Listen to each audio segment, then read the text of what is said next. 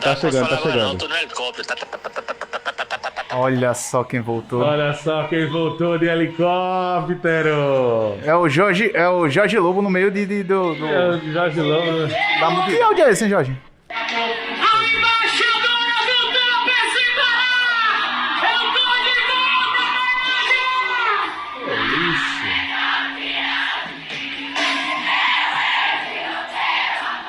Jorge, não sei o que é isso. Que saudade disso!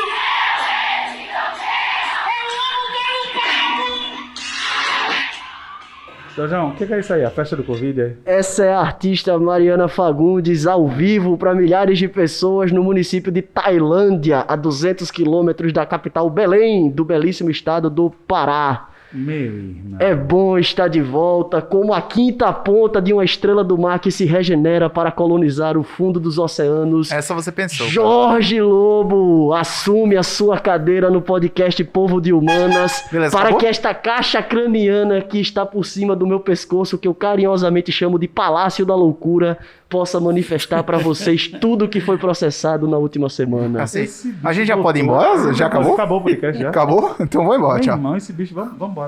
Esse bicho voltou possuído, velho. Meu Deus, Jorge, onde é que você Onde tava? é que você No tava, helicóptero? bicho? No helicóptero? Cadê o helicóptero? Bota o helicóptero dele, Xaxa. Bota o helicóptero dele, Xaxa. Bota o helicóptero dele. Bota o Semana helicóptero passada dele. sentimos muita falta de você, Bota o helicóptero dele, Jorge. Xaxa. Bota o Desconfio. helicóptero, bota- Depois eu entro em contato, posso falar agora não, tô no Esse helicóptero. áudio é eterno. Meu Deus do céu. Muito bom estar de volta, senhoras e senhores. Muito Olá, bom. senhoras e senhores, muito boa noite, boa tarde, bom dia. Está no ar o Povo de Humanas, o pior podcast da podosfera brasileira, onde não nos falta assunto, sua miscelânea de notícias predileta, com professores em tempo de pandemia. Aliás, feliz dia dos professores. Eu sei que vocês gostam Feliz dia de quê? dos quem? professores. Você sabe o que significa professor, pra você estar O que desejando? significa, professor? Professor em grego significa ser sem alma. Nossa. Mentira. E aluno significa ser sem luz. Ser sem luz que aprendeu com ser sem alma. Olha que viagem que eu Rapaz, vocês inventaram isso agora. Não, é sério, pode olhar. Você que tá ouvindo esse podcast, pare agora e faça uma pesquisa no Google pra ver se eu tô mentindo. Não perca seu tempo fazendo isso não, que isso é uma mentira desgraçada que esse filho da mãe está contando aqui. Pode pesquisar. Esse podcast tem um compromisso com a verdade. Isso daqui é Pelo uma, mútil. uma referência Esse de podcast aqui nem o bibliográfico. governo brasileiro, só fala a verdade. Que é Muito isso? bem, senhoras e senhores, é um prazer estar aqui no 17º episódio desse negócio. 17 é um número que eu não gosto. Pergunta que não quer calar. Como uma coisa tão mal feita, Como uma coisa tão assim, mal machuca roteirizada, tão inacabada, Tá te chega no criticando aí, episódio Arthur. Ei! Eu tô vendo aí. Clima tenso entre os brothers. Como é que o isso, negócio desse? cara? Porque Eu não, isso eu não acho nada disso, não. Isso Viu? aqui Eu é também pior não, do viu, que Arthur? roteiro. Você? Isso Eu aqui é tenho muito muito do seu carinho por trabalho, esse inclusive. trabalho. Olha, isso aqui é o pior do que o roteiro de A Fazenda, com Jojo Todinho dando lição de moral em todo mundo. Deixa a minha coach, ela. Aliás, Jojo Não vai Todinho é a falar, não. melhor coach do Brasil. Tem as melhores frases. Ok. Competição não é Ricardo, difícil é também. impressão minha ou você está com a mesma camisa todo episódio, praticamente? Eu agora só venho com essa camisa É aqui, farra, porque ela dá isso, sorte, mano. dá É sorte. farra. Dá sorte. É a camisa da sorte. Você tá vindo pra É gravar um impressionante. podcast, não é jogar no bicho, não, cara. Não, então, mas aí você tá aqui presente já é a nossa sorte. Ah, Você saiu do seu helicóptero, pra cá, pra ficar com a gente. Pra ficar com a gente. Vamos começar este podcast porque, meu amigo, o negócio aqui é o seguinte. Como vocês sabem, o podcast é dividido em notícias, notas de repúdio, notícias educacionais do Exame Nacional do Ensino Médio, dicas de leitura e entretenimento. Ou seja, é a sua revista auditiva e visual semanal. Rapaz, que Coisa pretensão, de hein? quem não tem o que fazer. Sem esquecer Mas olha também só. da nossa excelentíssima sessão de esportes, que hoje Exatamente. promete não ter nada de novo. Exatamente. Vai ser Flamengo isso aí, viu? É um podcast assistido por exatamente 5 pessoas em média. Muito bem, senhoras e senhores, vejam só, vamos começar com notícias do Exame Nacional do Ensino Médio com ele, o Homem Negativo, especialista em filmes trash dos anos 80. Sérios problemas mentais, professor Ricardo Vai Correia. escrever um livro, filmes que não vale a pena ser Vamos lá, bom dia. Inclusive, é isso mesmo. É isso mesmo. O quê? Você devia escrever um livro, filmes que não valem a pena ser assistidos. Pô, que isso, vale Pô, a pena professor sim. Ricardo Correia, pode dar a sua saudação e iniciar, professor? Vamos lá então, meus amigos de copo, meus amigos de cruz. Vamos começar o nosso podcast com o Exame Nacional do Ensino Médio. O que nós temos de novidade é que o Instituto Federal de Pernambuco vai substituir o seu tradicional vestibular em 2021 pelo Enem e também por uma análise do histórico escolar. Então, aqueles alunos da educação técnica, daqueles alunos que saem do fundamental e vão ingressar no ensino técnico do ensino médio, eles farão uma análise curricular lá dentro do Instituto Federal de Pernambuco para poder ingressar. Os cursos profissionalizantes de ensino superior é que serão adotados aí a prova média, a nota do Enem, do Exame Nacional do Ensino Médio. Mais uma prova que vem para adotar o Exame Nacional do Ensino Médio, aconteceu com a UNB também, nós noticiamos aqui. E aí, velho, a gente perdeu um banco de questões ótimo, então, né? Porque se fosse questões do Enem, porque o IFPE dava umas ótimas questões para se fazer prova. Estou triste. Verdade, ela dava ótimas questões assim para a gente utilizar para os nossos alunos, porém é uma medida sensata, né? Quanto menos vestibulares a gente tiver aí no final do ano, melhor, porque você diminui a quantidade de aglomeração, joga tudo realmente para a prova do Enem. Essa é mais uma função, então, também do Enem, mais uma função importante do Enem. Então, até mesmo em épocas de pandemia, ajuda a gente a ter um processo seletivo que serve para o Brasil todo. A gente é defensor do Enem aqui, a gente acha o Enem uma ferramenta democrática de seleção de pessoas e uma conquista histórica do povo brasileiro. Correto, professor Jorjão? E é muito interessante a gente também fazer um elogio público aqui às instituições de ensino médio federais, né? Os IFES, aqui no caso o IFAL, o IFPE, pela sua proposta de ensino total, pela sua proposta de ensino completo, integral e verticalizado. Então você pode entrar no Instituto Federal e você pode concluir o seu ensino médio, você pode concluir o ensino técnico e você pode ingressar no ensino superior dentro da mesma instituição. Além disso, os institutos federais têm excelentes programas de educação de jovens e adultos e de formação continuada, como pós-graduações e mestrados, que mostram a intenção do governo federal, através desses institutos, de democratizar a educação e de trabalhar com a sua população aí um processo educativo, um processo formativo mais completo, mais democrático agora com o incremento do Enem, né, no processo seletivo e, de certa forma, mais total, né, mais omnilateral. Vou deixar o Jason dar a notícia da educação dele. Antes, um salve, aproveitando essa deixa do Jorjão aí, um salve para os nossos companheiros que são professores de IFAL, o professor Jean Brito, nosso salve, o professor Juliano Raposo, nosso salve, Alberto Fernandes, o nosso salve, e Emerson Lima, o popular Malunguinho, o nosso salve, além do Japa Matsumoto e da Lila, que é servidora do IFAL. Professor Fabiano Duarte, professor Gabriel. Professor Gabriel, a galera que manda ver lá no IFAL, que faz um trabalho excelente. Aliás, um grande abraço para Fabiano Duarte e para Vanessa, esposa dele, são parceiros de luta e companheiros de jornada. E para Olguinha também, que é a filha dele que a gente viu pequenininha e que está aí na luta para passar no Exame Nacional do Ensino Médio. Xanxa, me manda uma notícia educacional. Vou mandar uma notícia educacional aqui, que saiu no site da BBC do dia 22 de outubro de 2020, que diz assim: monoglotas e alienados, avaliação de estudantes brasileiros em competência global. Segundo a reportagem, os estudantes secundaristas brasileiros mantêm, em média, pouco contato com pessoas de outros países, são mais monoglotas, ou seja, falam um idioma só, e declaram ter menos conhecimento sobre questões globais de que alunos de outros países mensurados na OCDE, a Organização para a Cooperação e Desenvolvimento Econômico. Então, a reportagem aqui que você vai encontrar na descrição do nosso vídeo no YouTube está mostrando uma pesquisa, na verdade, que demonstra como os estudantes brasileiros têm pouco contato com pessoas de outros países e conhecem poucos outros idiomas.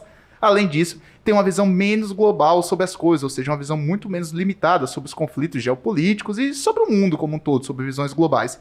É essa a minha notícia educacional de hoje. O contato com outras línguas ainda é uma coisa em desenvolvimento no Brasil. Pouquíssimos brasileiros de fato falam inglês ou estão atuando em outras línguas, mas isso se deve a uma carência de profissionais também, e por mais que o ensino privado avance nesse setor, ainda existe muito pouca gente no Brasil que tem contato com outras línguas. Ricardo Correia. Eu, por exemplo, acho uma vergonha muito grande o fato de eu ser professor universitário de uma universidade pública, o fato de eu estar fazendo um doutorado e tenho uma extrema dificuldade com a língua inglesa.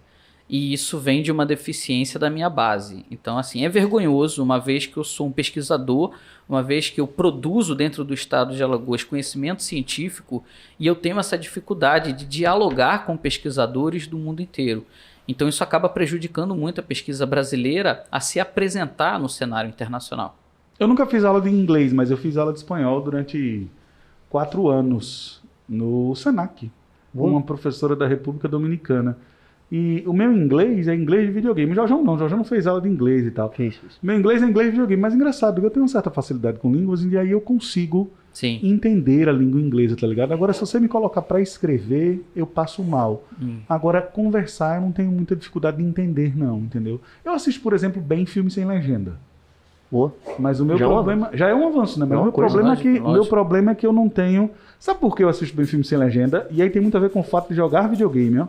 Porque eu sou de um tempo, Arthur também, e eu acho que vocês também, em que a gente jogava um jogo que não tinha tradução, tá ligado? Não tinha tradução. Então você jogava Resident Evil, por exemplo, não tinha tradução na parada, meu irmão. Então era dicionáriozinho na mão e tentando entender o que o personagem... Eu até jogava alguns jogos que não tinha tradução, mas era impossível de entender, tipo o Ingelev, que é em japonês, aí não dá. Em japonês aí não dá, tá ligado? Mas, Inclusive, enfim. para os nossos ouvintes e espectadores que estejam aí com dificuldades em traduções de jogos, a gente sai um pouco da educação, mas eu queria ver nos comentários. Não sei se vocês lembram daquele joguinho da Naughty Dog, que é o Crash Bandicoot. A raposinha laranja com calça jeans. Então, o Crash Bandicoot, quando ele invocava a entidade para proteger ele no jogo... É somente Crash. É Crash. Só que o nome dele é Crash Bandicoot. Tá. Quando ele invocava a entidade pra proteger, ele aparecia uma máscara tribal que ficava girando ele com arco-íris ao redor. Certo. E a máscara falava alguma coisa. Eu sempre entendi, Ugará. Mas eu queria entender mesmo o que é que ele falava. Porque que a quem máscara souber... vai falar? Cada um traduz do seu jeito, tá ligado? Aí quem souber, coloca aí nos comentários. Boa, bota Jorge. aí, tamo junto. Boa, Cinco pessoas que Jorjão. estão Ugará, Ugará. Não, mas a galera lembra muito do Crash. Eu acho que não significa nada isso. Não, é o nome do bicho, pô. É o nome do bicho. É o nome da entidade lá. Ugará. E você achava que significava o quê, meu irmão? Qualquer coisa, né? Sei não, velho. Eu só achei que ele tava qualquer- chamando a qualquer nacionalidade búlgara, tá ligado? Chama da outra da educação, então. Eu tenho outra notícia educacional aqui do site da UOL, da seção de educação, que fala por que a nova política de educação especial é vista como retrocesso. No dia 23/10/2020, o decreto de exclusão, entre aspas, é assim que tem sido chamado a nova Política Nacional de Educação Especial, Decreto de exclusão, sancionado é? pelo presidente Jair Bolsonaro. Então, é essa pauta que eu levanto aqui sobre o tema o tema da Política Nacional de Educação Especial, que foi sancionado hoje pelo nosso presidente da República. O nome já é terrível, né? Decreto de exclusão, né, Ricardo? O nome é terrível. A ideia, aparentemente, pode parecer boa para uma população leiga. Não, mas tem que ser muito leiga essa ideia de vamos pegar todo... Não, entendo. Olha só, não precisa ser muito leiga, não. E eu até compreendo, em parte, o porquê que foi feito isso. Existe uma pressão social para a aprovação dessa lei. E essa pressão social, ela se dá em função das pessoas acharem que determinados agentes sociais não podem ter um convívio com outros agentes sociais. Então existem pessoas que acham que é necessário desenvolver uma escola especialista em determinadas deficiências ou dificuldades. Tipo uma escola dos X-Men. Então você vai ter uma escola onde você vai colocar uma série de pessoas com dificuldades e, segundo a lei sancionada pelo governo federal, essas escolas receberão verbas específicas com professores específicos para atender a essa demanda. Então, aparentemente, pode parecer algo muito bacana. Mais progressivo, né? Exato. Tem um espaço... Exato. Qual é o problema real dessa lei e por que todos os movimentos que trabalham com pessoas que são excluídas ou que têm algum tipo de deficiência Autismo, síndrome de Down, etc. estão repudiando? É porque você não consegue efetivamente distanciar essas pessoas do meio social. Então vamos lá, nós temos aqui 5 indivíduos. Eu numa sala de aula eu tenho aproximadamente 50 alunos, em média. Quantas pessoas com deficiência de aprendizado e necessidades especiais existirão aqui ou na minha sala com 50 pessoas? 100%. Cada um de nós aqui temos alguma dificuldade. Então eu posso colocar, talvez em pé de igualdade para todos nós dessa mesa, a nossa dificuldade em ciências exatas, em matemática. Essa dificuldade não determina que nós somos incapacitados socialmente. não determina que nós não deveremos estudar matemática. Nós estudamos matemática com um grau de limitação que nos é permitido. Ou que deva haver uma escola especial para professores semi-alfabetizados em matemática. Porque se você começa a tratar indivíduos especiais, você vai encontrar numa sala com 50 pessoas, 50 necessidades especiais. Cada um tem uma necessidade especial. E eu só fui entender isso quando meu filho nasceu. Então eu tenho um filho com síndrome de Down e eu comecei a fazer uma pesquisa sobre esse assunto. Além disso, obviamente, no doutorado de educação, eu também estudei sobre uma declaração que o Brasil faz parte. Uma declaração no ano de 1994, que foi feita pela ONU exatamente para definir globalmente como seria a educação de pessoas com necessidades especiais. Então ficou denominada de Declaração de Salamanca, porque foi na Universidade de Salamanca, na Espanha, que foi feito esse grande congresso. E a partir daí se chegou à seguinte conclusão: independente das diferenças individuais, a educação é um direito de todos. Esse é o primeiro princípio. Então, independente de qualquer coisa, eu não tenho como fazer uma seleção interna. Você que gosta de matemática, você que gosta de acordar cedo, porque tem pessoas que têm dificuldade de estudar pela manhã, mas ao mesmo tempo ela apresenta um bom rendimento no período da tarde. Então aí você precisa saber a necessidade específica de cada indivíduo. Então, como não temos como isolar cada indivíduo, é que precisamos colocar todas as crianças dentro de uma sala de aula. As pessoas não crescem com o convívio com as diferenças? Pronto, é isso. Toda criança que possui dificuldade de aprendizado pode ser considerada com necessidades educativas especiais. Sim. Então, todo mundo tem dificuldades educativas especiais. Todo mundo tem essa dificuldade.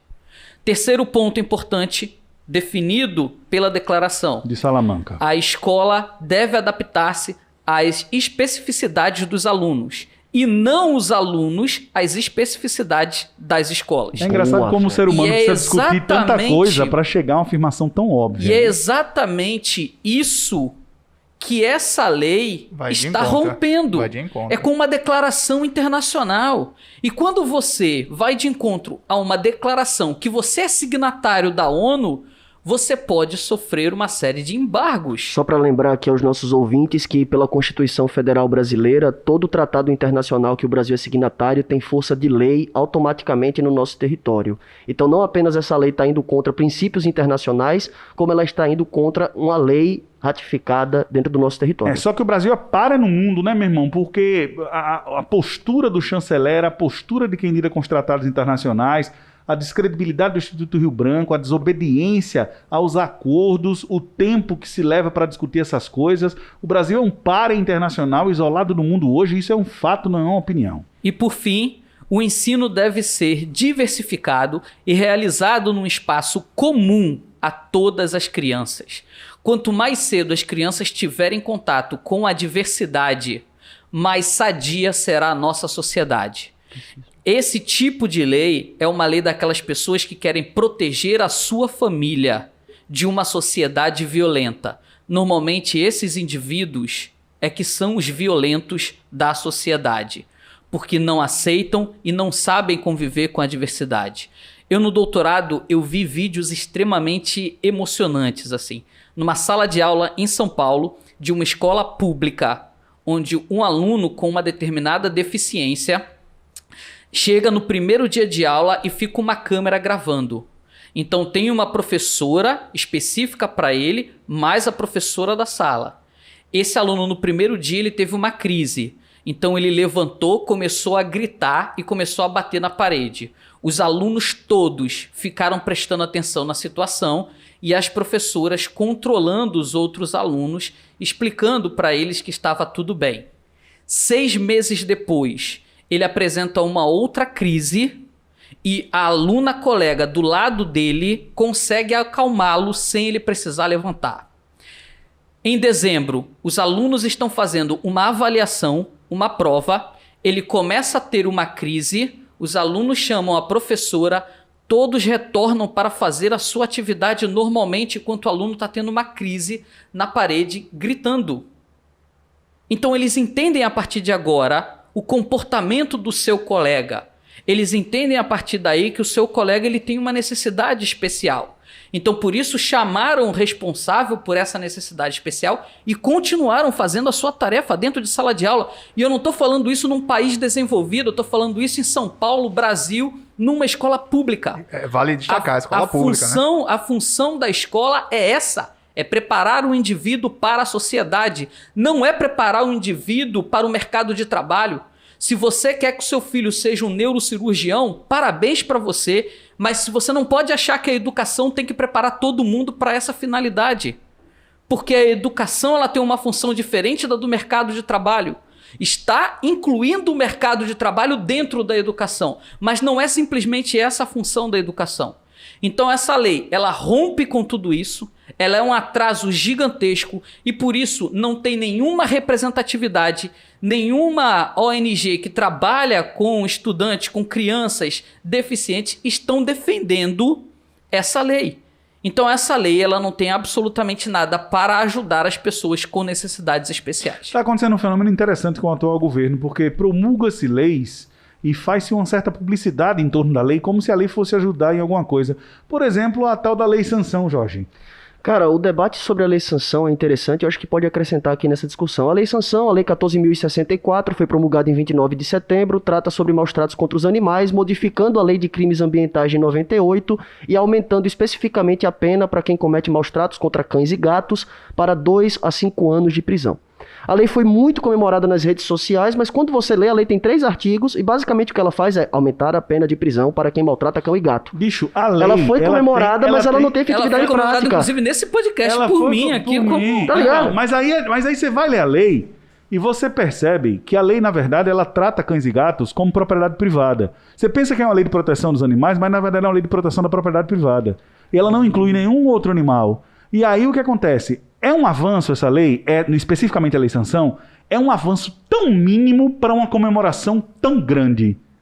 Entendeu a lógica? E no que diz respeito à educação especial, vou pedir licença para chamar de educação especial, todos os cursos de graduação, de licenciatura hoje, tem que ter disciplinas de educação especial. Eu, por exemplo, na minha graduação tive que pegar Libras para poder trabalhar com a população surda no Brasil. Confesso que eu não lembro muito dos meus estudos, mas isso é papo para outro debate.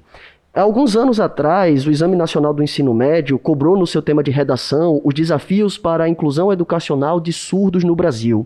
E esse tema foi considerado até por especialistas em redação na internet como um tema muito específico, um tema muito difícil de se escrever porque as pessoas não conheciam as necessidades da comunidade surda, não entendiam o que era essa deficiência.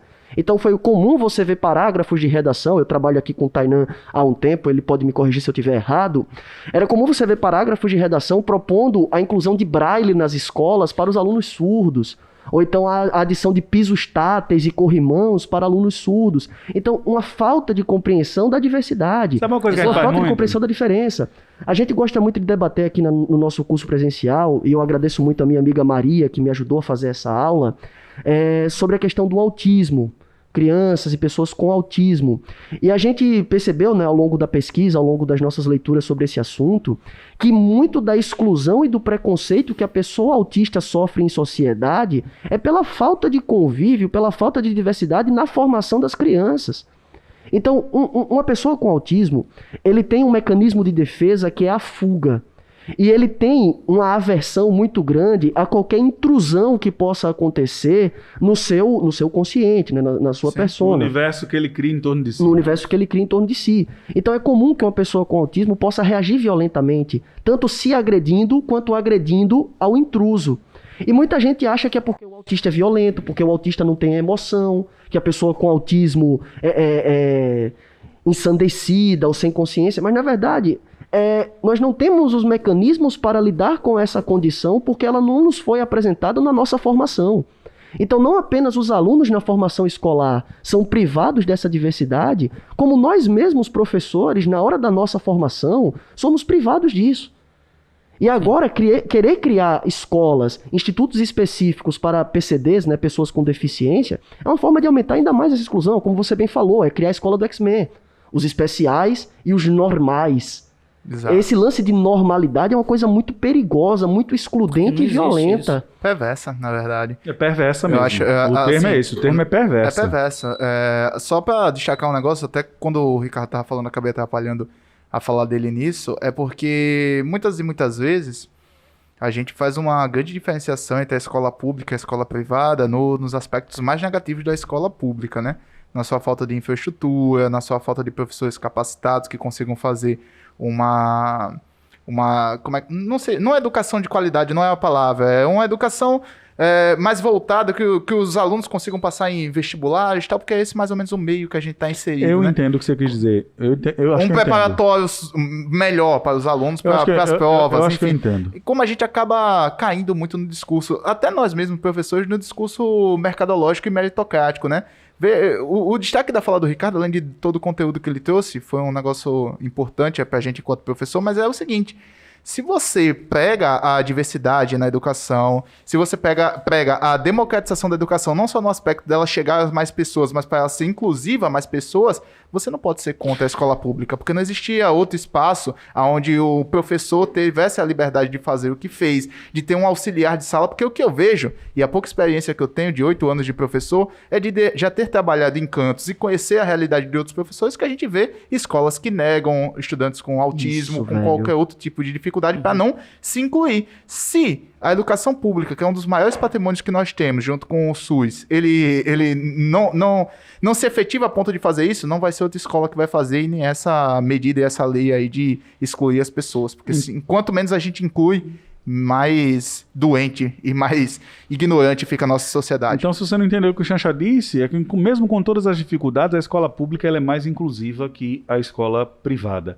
E só um adendo, por lei, não pode negar aluno com deficiência, mas as escolas costumam cometer... Elas alegam que não tem as condições de oferecer a educação digna para esse aluno. Uma coisa interessante é preparar professores para isso. Eu vou contar um caso aqui. Eu tenho um aluno daltônico, né? E o daltonismo dele é um daltonismo, eu não sei explicar direito, mas é num grau bem interessante. Rosa, por exemplo, é cinza quase preto, sacou? E o que acontece? Acontece que nós corrigimos redação com marca-texto. Com marca-texto. E ele tem dificuldade de... Não é que ele tem, não é que ele tem consegue. dificuldade. É que você passa o marca-texto rosa, é como se você estivesse pintando de cinza O E texto apagando tudo. e apagando o texto. Ah, sim. Entendeu agora? Sim. Aí o aluno recebe o texto com o texto todo apagado. Todo apagado. Aí eu disse, pô, você tem que avisar, meu parceiro.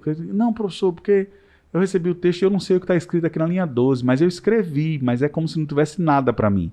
Então, aí o que acontece? A turma inteira fez um gesto muito bonito, que foi cotizar a compra de um óculos para ele, para que ele pudesse enxergar as cores.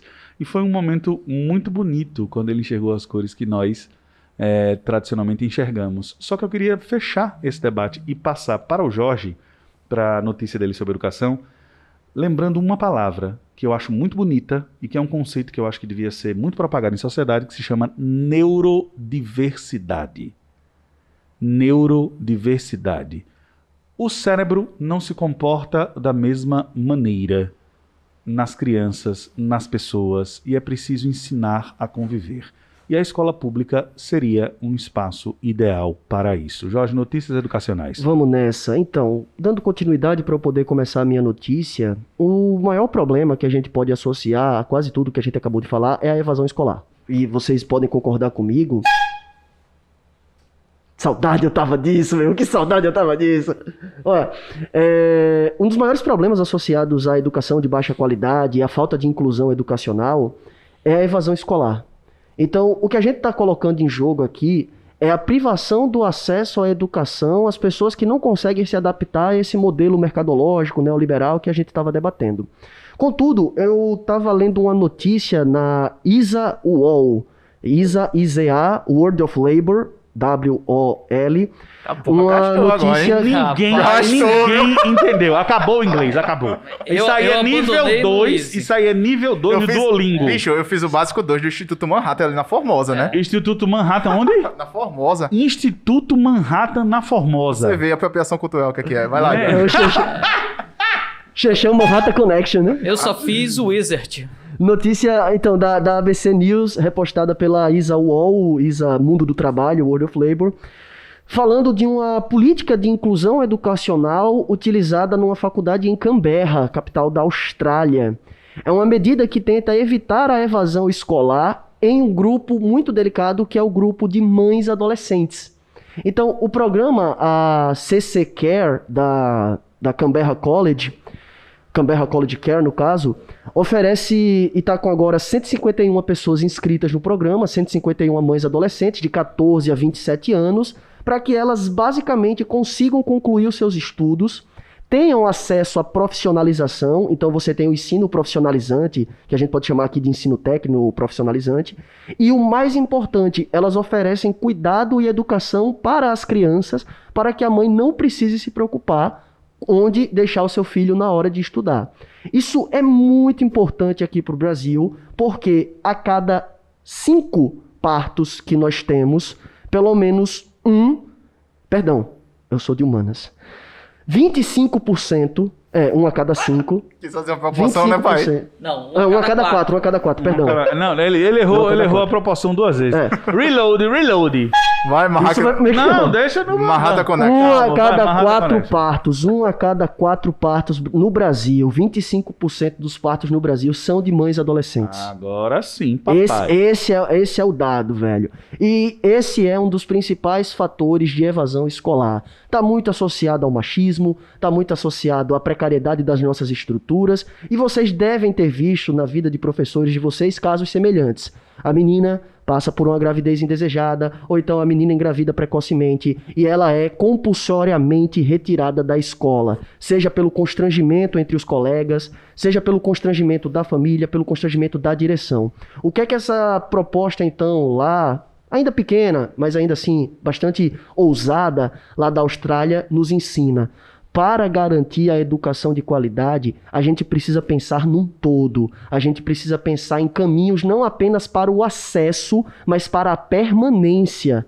Então, combater a evasão escolar envolve desde o transporte, envolve merenda e envolve iniciativas como essa que eu estou trazendo a notícia, e vocês vão encontrar o link nas plataformas do podcast, a oferta de creches para crianças, para que mães adolescentes concluam os seus estudos. Essa seria a minha notícia de educação. Ela foi publicada no dia 6 de outubro, veiculada aí por essas duas fontes que eu citei anteriormente. Seria interessante a gente poder trazer essa discussão aqui para o Brasil e parar de negligenciar o fato de que boa parte dos partos no Brasil são de mães adolescentes. Vamos trazer essa discussão aqui para o Brasil e lembrar, por exemplo, o primeiro mandato da Luísa Erundina, primeiro e único na Prefeitura de São Paulo nos anos 80, quando houve um aumento de mais de 200% no número de creches para mães trabalhadoras em São Paulo, que é uma coisa que se luta até hoje nos grandes centros urbanos, para que mães, adolescentes ou não, possam deixar seus filhos na creche enquanto estudam ou trabalham. Eu lembro da época do movimento estudantil na UFAL, que uma das lutas que o movimento estudantil como um todo, mas principalmente as companheiras do movimento feminista tinham, era de a creche abrir à noite. O que acontecia? A creche abria de manhã e à tarde, onde a grande maioria das mulheres trabalhadoras estavam trabalhando. À noite, quando elas precisavam estudar, às vezes não tinham com quem deixar, com a família e tal, muitas vezes desistiam, então a evasão dos cursos, principalmente os cursos de licenciatura, porque não tinham onde deixar os seus filhos. Aí eu lembro que a gente até conseguiu essa pauta na época que a gente era do DCE, tal, algum tempo atrás, já é tudo túnel do tempo. Uma curiosidade histórica sobre isso é que era comum nos anos 30, em fábricas, que houvesse creche dentro das fábricas. Isso aconteceu, por exemplo, na fábrica do Gustavo Paiva, acontece até hoje em algumas fábricas do Nordeste do Brasil. Essa preocupação existe no mundo empresarial em função daquela coisa da produtividade, do trabalho e tal. Eu só citei É lei. Eu só citei esse fato histórico, é lei, é isso que eu ia dizer. Eu só citei esse fato histórico para lembrar que é lei, precisa ser consolidada e as mães precisam ser amparadas. Certo, senhoras e senhores? Posso girar? Pode tirar. Vamos, gira podcast, gira para notícias. Começa, Ricardo. Notícia, saiu no Correio Brasiliense, numa entrevista com o Paulo Guedes. A cada 100 servidores que se aposentam, só 26 são repostos. Então, Paulo Guedes está afirmando aí que a cada 100 que estão se aposentando, tem uma reposição de apenas 26. Segundo o ministro, A baixa taxa de reposição é fruto da digitalização do serviço público e pode aumentar a economia da reforma administrativa. Isso é uma falácia absurda. Isso é claramente mentira, né? Vamos analisar aqui. Vamos dar uma chance pro moço. O que ele disse? Ele disse o seguinte... Ele claramente... Deixa o moço dizer. claro. Vamos deixar o moço falar, o super-ministro falar, vamos mas lá. só para adiantar, o spoiler. Isso é claramente uma mentira. Aí vamos lá, Isso é ele diz o seguinte, ó. Fizemos os cálculos. Ele não apresentou esses cálculos, aliás, quem foi no papel de pão. foi o Jorge. Foi o Jorge. Foi o mesmo. Data Jorge aí. Data Jorge. Então vamos lá. Data Jorge que confunde 25%. Fizemos os cálculos de 300 bilhões com B de bananada, segundo o político que fala sambando os dedos. Não, o meu cirão da massa. O teu cirão da massa. Então, fizemos os cálculos de 300 bilhões com B de bananada na reforma administrativa, com uma taxa de reposição de para cada 100 que se aposentam, iríamos contratar 70. Estamos contratando 26. Ou seja, os cálculos determinavam... Tá nem perto, né? Que a cada 100 que se aposentavam, o governo federal iria contratar 70.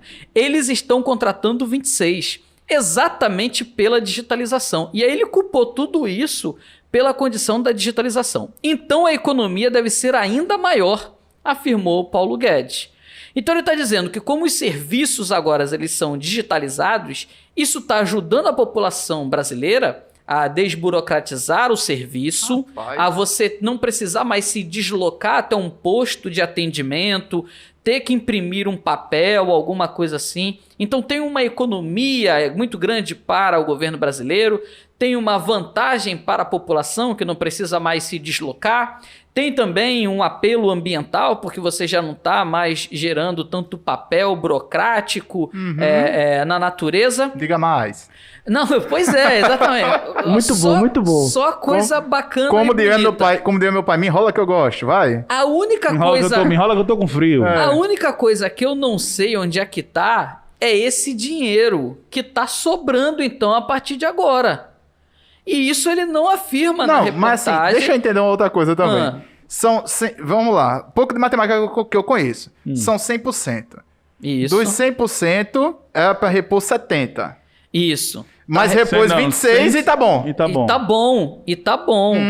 Então, assim, eu quero saber, cadê a economia? Não, eu quero matar a mentira. Deixa eu matar a mentira de cara, tá? Vai.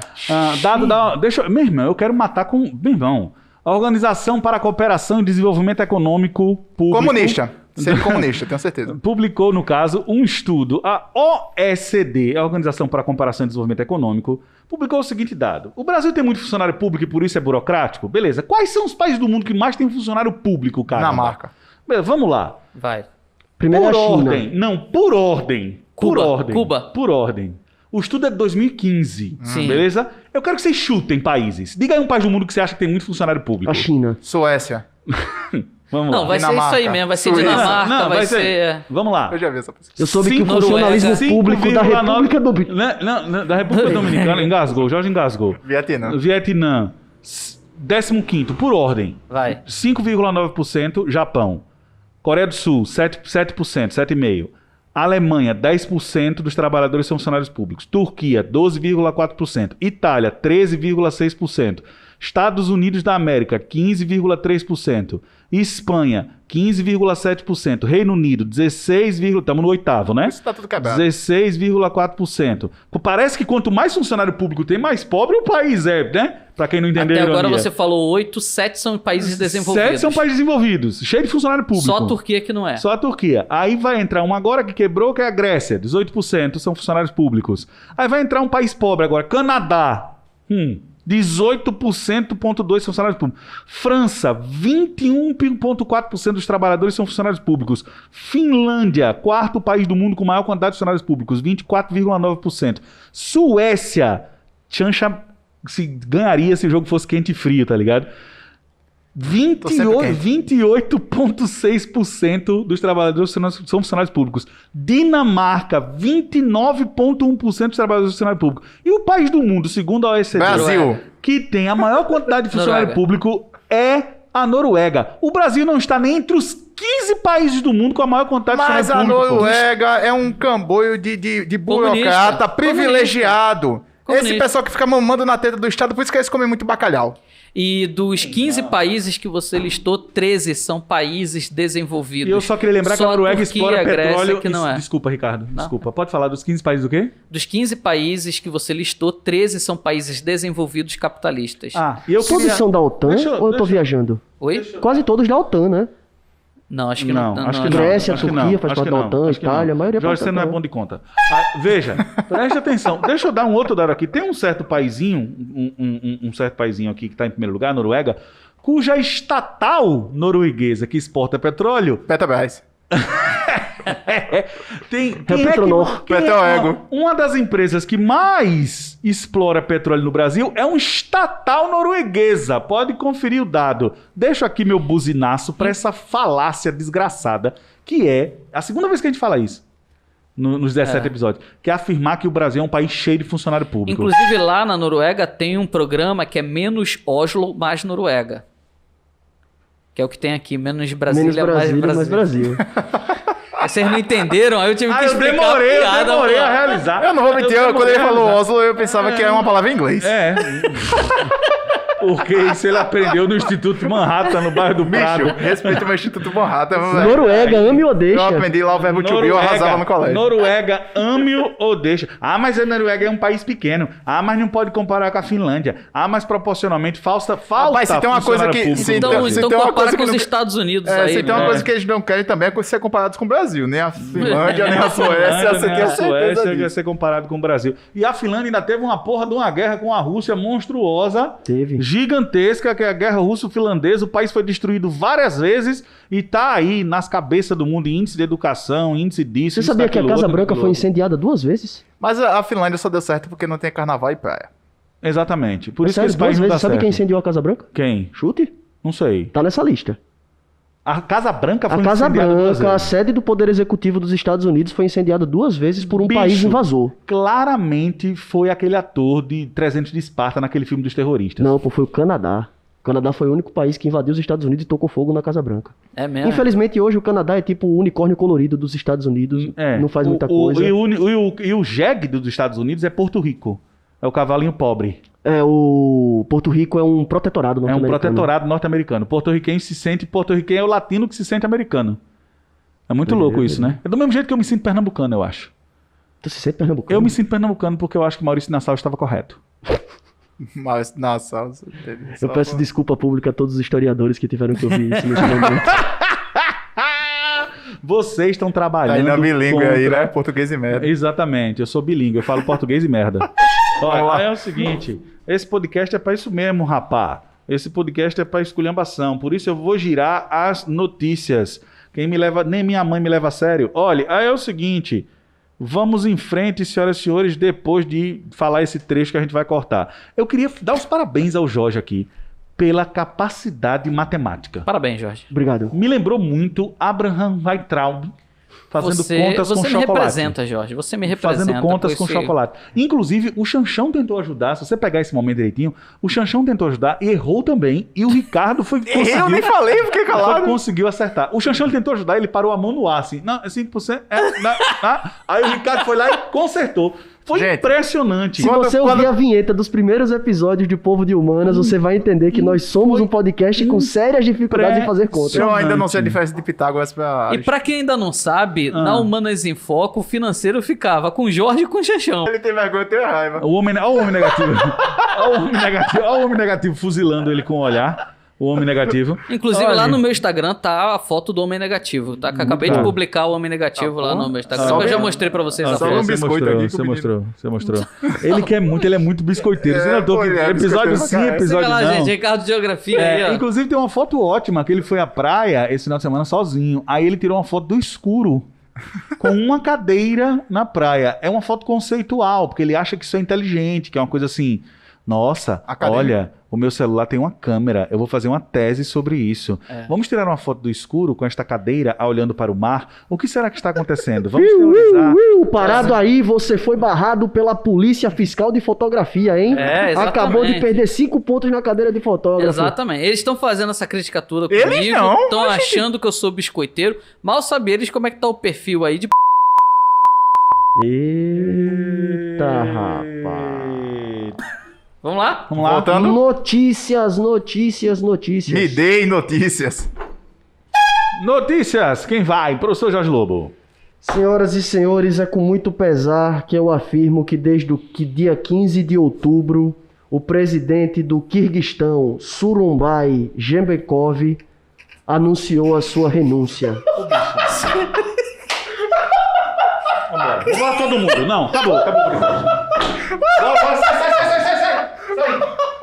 Sai, Jorge. Eu não consigo. Como é o nome do presidente? O Surumbai caiu. Não, peraí, repete de novo, vai. Notícia, começa, não sei o que, pra começa, gente começa. poder... Comece. Sério agora. Eu vou deixar você começar, vai. Dê a notícia aí, Vai vai. que eu tô mordendo a língua. É com muito pesar, que eu tô triste com isso, Aham. que eu anuncio aqui publicamente pro podcast Povo de Humanas, que desde o dia 15 de outubro de 2020, Ah. Surumbai Jembenkov não é mais o presidente do Quirguistão. Surumbai não é mais o presidente O do Surumbai caiu. Surumbai não está mais. Surumbai Jembenkov renunciou à presidência do Jembenkov. Quirguistão após Surumbai, Gene. o Surumbai Jembenkov. Jembenkov. Ele- Gendenkov. Jembenkov. Mas por que ele foi cair? Fale 3 vezes Surumbai Gemkov e... Não, melhor. Fala que o Surumbai Gemkov Vai comer fez salsicha. doutorado, vai comer salsicha com Viceovitz, em Massachusetts. Gente, isso aqui é sério, pô. O cara renunciou. Cala- Protestos de massa no Cala a Quirguistão. boca, Jorge. Tipo, Continua o avanço da Primavera Árabe. Certo. E agora chegou até o Quirguistão, Certo. onde o presidente... Como é o nome dele? Surumbai Jembenkov. Ele tem um apelido, né, cara? É o Suru. O aglomeração... aglomeração indevida aí. Aglomeração. Nota de rodapé, Jesse Chanchão não faz parte dessa piada. Inclusive, ele foi eleito com o slogan de campanha Noronha-se. Só que era Quirguistão-se. O presidente do parlamento, que foi eleito apenas 2 dias antes Tá. pro cargo. Como é o nome do presidente do parlamento do Quirguistão? O presidente do parlamento do Quirguistão se chama Kanabet Isayev. Aham. Então sai o Surumbai e entra a cana. Só que a Kanabet também renunciou. Tá. Renunciou. Quem é que assume, Porra, então? ninguém fica no Quirguistão. Bom, Assumiu agora a a gente Aécio. tem o novo primeiro-ministro que foi apontado, o Aécio Sadir Neves. Zaparov.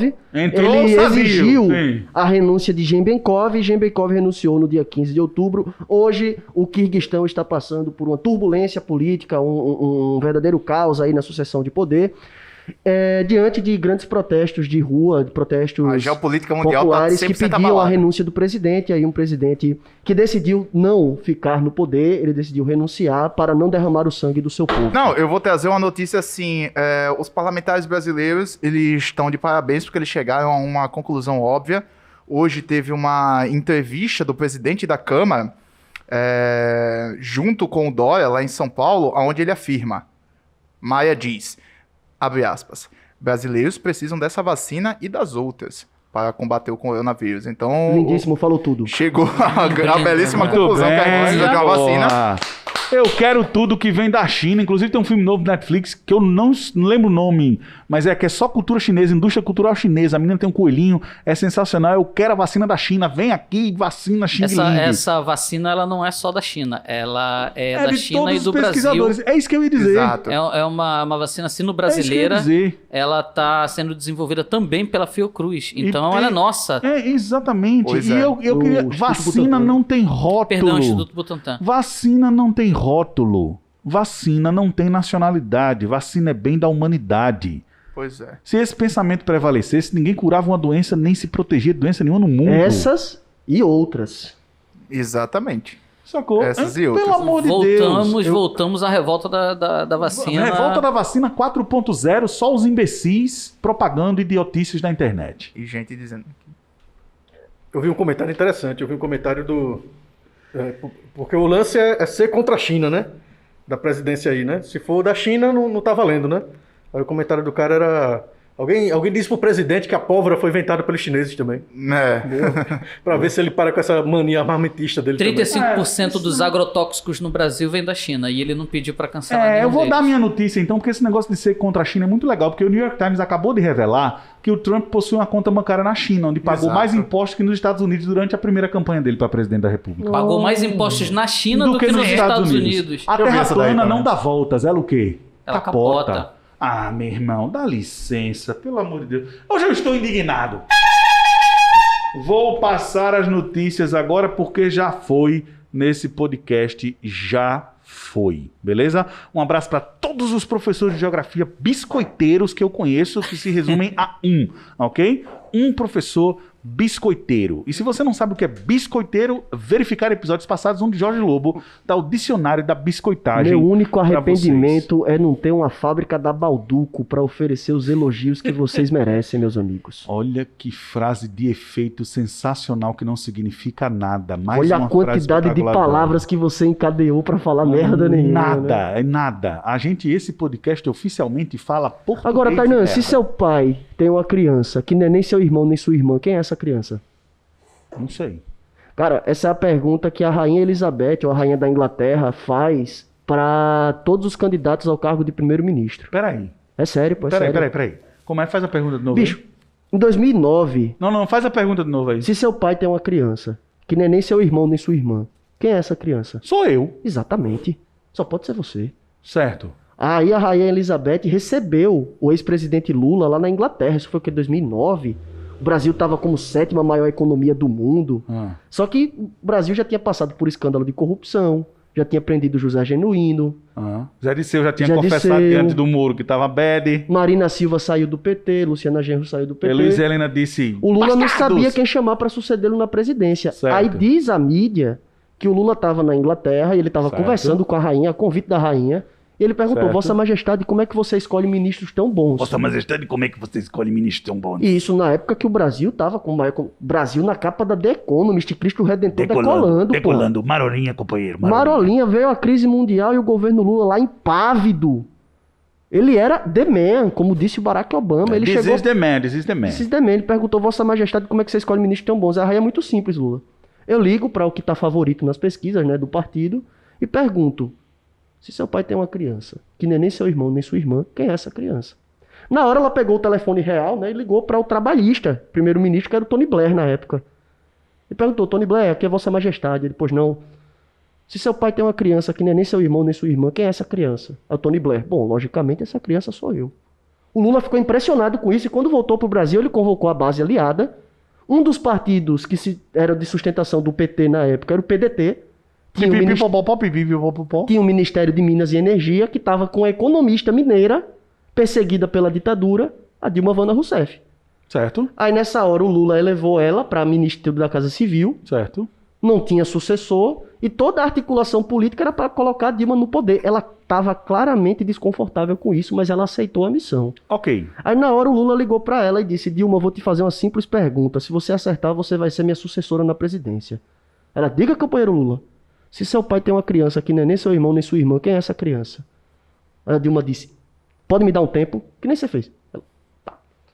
Ligou para a base aliada todinha, deu a vice-presidência pro PMDB, formou comissão temática, ninguém conseguia responder, até que na sala de situação decidiram ligar pro homem mais inteligente do Brasil, Quem é o mais inteligente do Brasil? Fernando Henrique Cardoso. Por quê? Porque ele é o presidente sociólogo, meu irmão. Doutorando do Florestan Fernandes. Certo. O cara fez a tese do capitalismo dependente. Ok, Barra aí o FHC. Não barra não, pô. Barra não. ok. Aí ligaram pro FHC. FHC, rápido, rápido. Se seu pai tem uma criança que não é nem seu irmão, nem sua irmã, quem é essa criança? Aí o FHC, bom, sensato como sempre. Logicamente, essa criança sou eu. Todo mundo olhou assim pra Dilma. Na hora ela pegou o telefone e ligou. Companheiro Lula, eu sei a resposta. Diga. Se meu pai tem uma criança que nem meu irmão nem minha irmã, essa criança é o Fernando Henrique Cardoso. Aí o Lula parou e fez, você errou. Essa criança é o Tony Blair.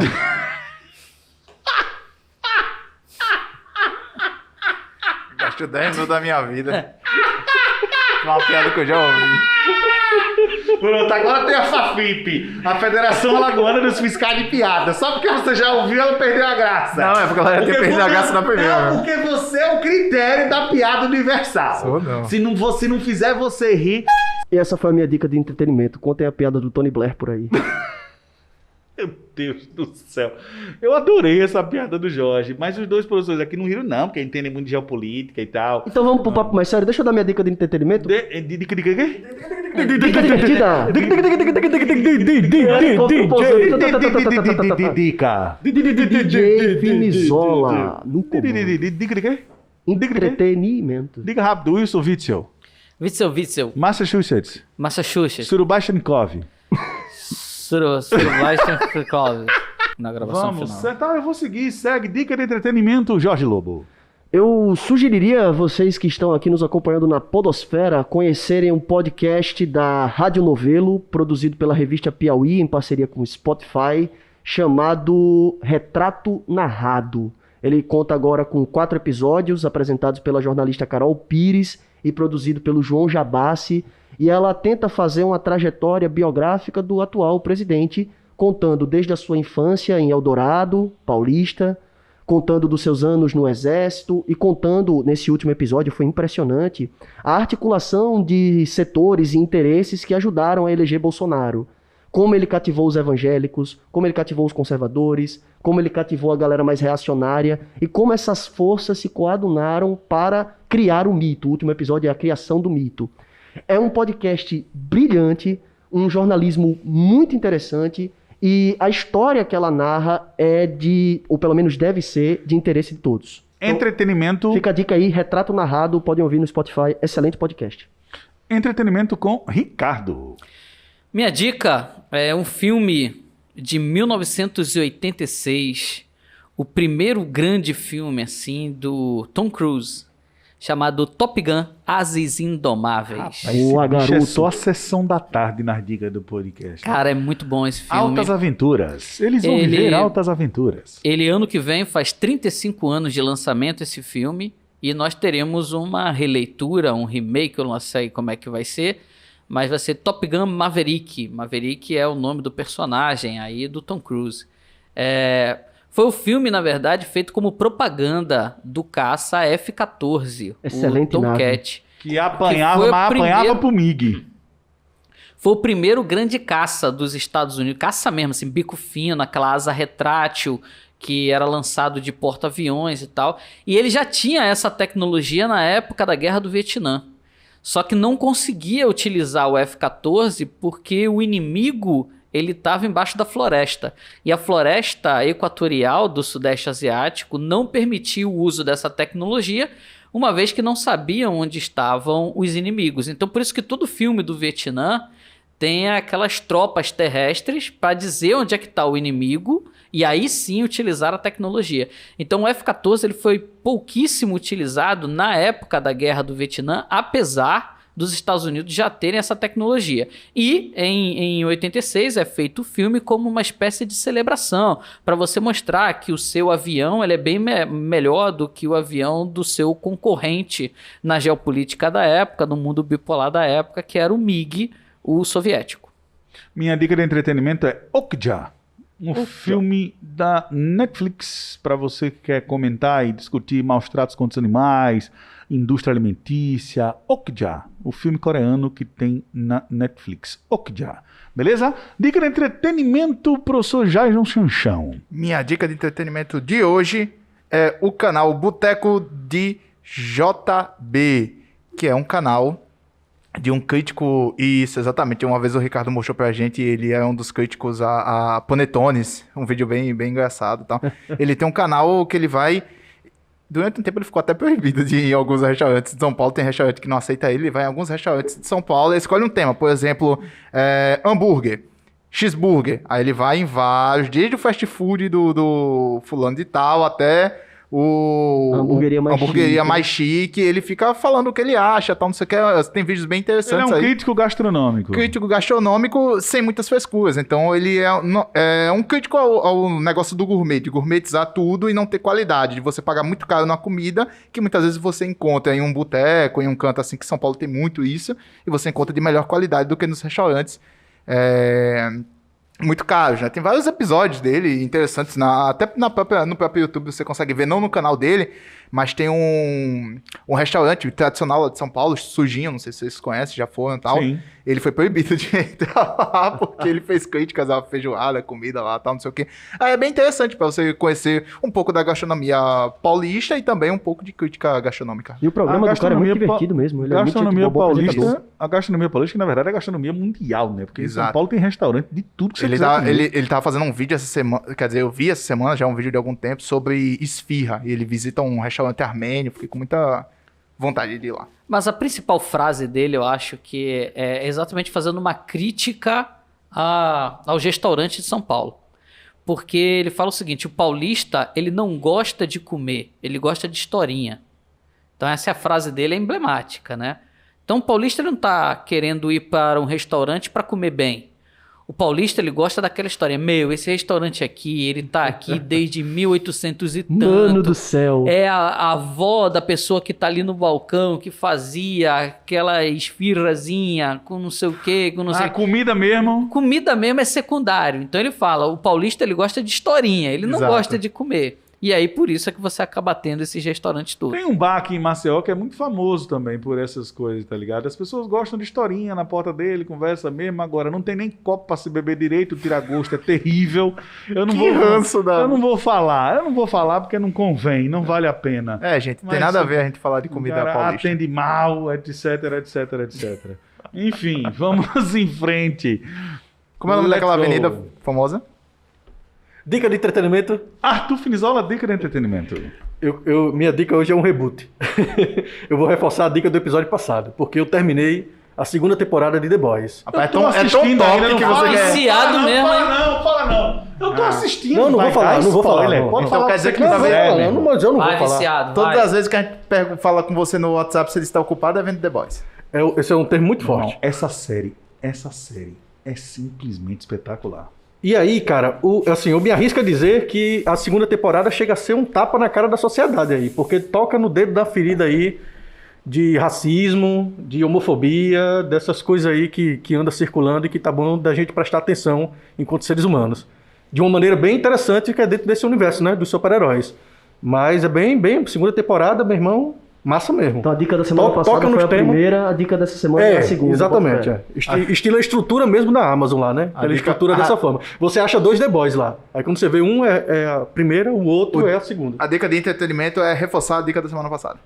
Exatamente. Trazendo mais esse adeno aí que eu não Não, tinha fique, que não eu pare, trouxe. não pare na primeira temporada, vá até a segunda. Termine, porque, meu Não, irmão... para na primeira. Mas se você começar, você não vai terminar, não. Bota Mas fé, tem bota uma fé. série que não devia ter segunda temporada. Prison Break. Eu acho que Prison Break não devia ter acontecido. Uma vez que você sai da prisão, Prison por Break que não. você precisa voltar? Tá pra lá? ligado? Dark não precisaria ter segunda temporada. Dark não adiante. precisaria ter segunda temporada? Não precisaria não. La Casa de Papel não precisaria ter segunda temporada. Eu não vi La Casa de Papel. Assista La Casa de Papel. Ah, eu acho um saco La Casa de Papel. Eu vou dar um spoiler sobre o Não, ladrão. não precisava ter a terceira. Né? A primeira e a segunda a primeira e a segunda é Por uma que tu só, não na quer assistir La verdade. Casa de Papel? Tu sabe que série é um saco? Cara, Patrulha do Destino. Pô, aí é uma série boa pra caramba, um saco. cara. A série do Homem Negativo. Só não é pior do que Patrulha do Consumidor do Russomano. Inclusive, no meu Instagram, eu coloquei a foto do Patrulha Homem do Negativo. Quem Consumidor. quiser ver lá, ó, Ricardo Geografia. De novo? Cara. Segunda vez, bicho? Fazendo Rapaz. programa. Eu só tô Mas falando aqui do tem que Homem ser já Negativo aí a que foto tem uma dele. foto lá. Tem que ué. botar a foto do Poxa. personagem também, pra galera poder entender a referência aí. Ah, É isso, Bicho, pô. A galera duas entende a vezes eu tô- referência, pô. A Então, galera que assiste pra esse você, podcast. pra você que Mas, nunca viu... como foi você que Bicho, indicou, talvez a galera não tenha... Não, mas esse Ó, podcast é pra fazer vamos- o quê? vamos ajudar. Propagandinha, esse podcast é Vamos pra fazer ajudar o quê? editor. Pra você que nunca viu o Homem Negativo, esse é o Homem Negativo. Você coloca aqui. Vai sonhando. viu? Eu vou botar uma coisa na sua mão, relaxa. É isso, rapaz. Brasil, torcendo atalcado. Respeita ali. Ao vivaço aqui. Poxa, que é isso vocês? Tá uma Ai, coisa a, na mão. a mente torpe de vocês, eu ia botar um coraçãozinho. Brasil, I'm Que é devastated. isso vocês, cara? Ei, bota uma coisa na minha mão também. Bota a mãozinha aí. Ó, Aqui. sinceramente, vocês estão falando aí que eu que sou mal-humorado e tal, eu acho que eu vou ter que passar o bastão. Rapaz, pro ele DJ, tá demais porra. hoje. Você sabe o que é que vai acontecer quando você botar uma coisa na mãozinha? Eu acho que você deve botar a bandeira do Kirguistão ou uma foto do Surubashi. Eu vou rir pro Ricardo não falar que eu sou mal-humorado. Dicas de leitura com o professor. O primeiro que pega, todo mundo pega o celular. Esse podcast despreparado, só tem despreparado Eu tô aqui. preparado aqui, mano. Jorge, manda pra mim. manda ver aí, dá uma dica de leitura. Diga um escritor do Kirguistão, essa porra. Não, eu vou citar A minha dica de pesquisador leitura, a minha brasileiro. dica de leitura são as sinopses dos episódios de The Boys. Se vocês pararem pra prestar atenção, é irado. Sair daqui é a primeira Thales coisa que eu vou fazer. Zamperlan Pereira, da Como é? Fundação Vou nem Getúlio mijar. Vargas de São Paulo. Como é o nome? Thales Zamperlan Pereira, da Fundação Getúlio Vargas, lá de São Paulo, da Escola de Economia, publicou um texto na ehsThelongrun.net, vou botar o link disponível para vocês, chamado Taxation and the Stagnation of Cotton Exports in Brazil, 1860. Pausa. Traduz aí, Xaxão, o que ele falou. Taxação e estagnação das exportações de algodão no Brasil de 1800 a 1860. Você poderia repetir, por favor, em inglês? Taxation and the Stagnation of Cotton Exports in Brazil, 1860. Truly bad motherfucker teacher. É, velho, porque eu faço poucas coisas, mas eu sou bom em tudo que eu faço. Impressionante. Muito bem, Jorge. Tipo merda. Fica a dica de leitura, eu vou deixar o link pra vocês, é muito massa. Em inglês. Boa. Em inglês. Here's the Eu acho que você não reading entendeu a tip. primeira mensagem de educação que a gente leu aqui, né? É. Mas tem a tecla SAP, né? Eu falo português, falo inglês pra galera. E Eu merda. também tenho uma tecla, sabe? Falo português e merda. Vamos Muito lá, bem vamos lá. também. Eu só tô lembrando do Joel Santana aqui, mas tudo bem. Ó, quem me ensinou a respeitar Joel Santana foi você. Eu Foi debochava do inglês do Joel Santana, você virou pra mim e falou: por que você tá debochando do cara?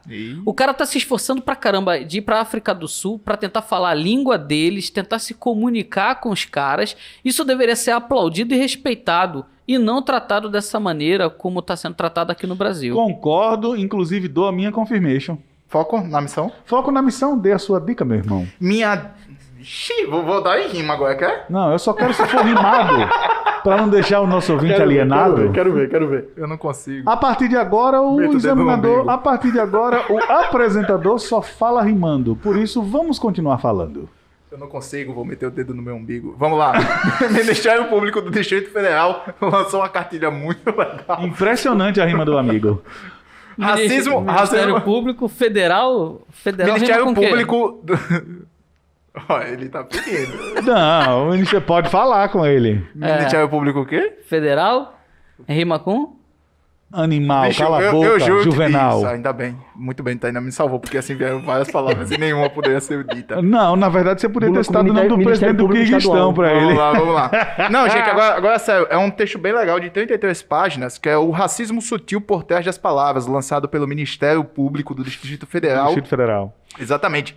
E só ler a primeira parte aqui da introdução, o primeiro parágrafo que ele suscita algumas reflexões, algumas provocações, né? Diz assim: é bem informativo o texto, na verdade. Você sabia de diversas expressões presentes no cotidiano dos brasileiros são racistas? É comum escutar, por exemplo, vou dormir cedo que amanhã é dia de branco, ou olha a mulata bonita. E aí ele trata sobre diversos outros, e tem gravuras, tá? Não dá pra pegar na câmera, mas o PDF ele Vai estar disponível. disponível no nosso podcast e tal. Vale muito a pena essa leitura pra gente desconstruir uma série de coisas que a gente vê no nosso cotidiano, principalmente num país como o nosso, que é extremamente contraditório, o país mais negro fora da África e um dos países onde tem diversos tipos de racismo estrutural, racismo institucional, na Epistêmico. fala, no cotidiano e série de outras coisas. Minha dica de... Licença, tá aí. por dentro- favor. Dentro desse universo, desse tema aí, hoje quando eu tava vindo gravar com os senhores, minha filha fez uma observação no carro, a gente parou no sinal, e ela olhando pela janela viu alguns pedintes, né? E ela me perguntou: ô pai, por que toda pessoa que eu vejo na rua pedindo não é branca? Né? E isso me deixou bem reflexivo e eu trazer essa observação, né, dela para vocês. Quantos anos tinha a Malu mesmo?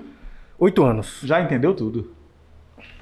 Chegou Ela- ao segredo ela- cedo demais. Ela chegou ao segredo cedo demais. Se prepare, viu, irmão? Porque vai ter alguém muito consciente na sua casa aos 16, 17 anos. Minha dica de leitura, acho que ajudaria um pouco aí.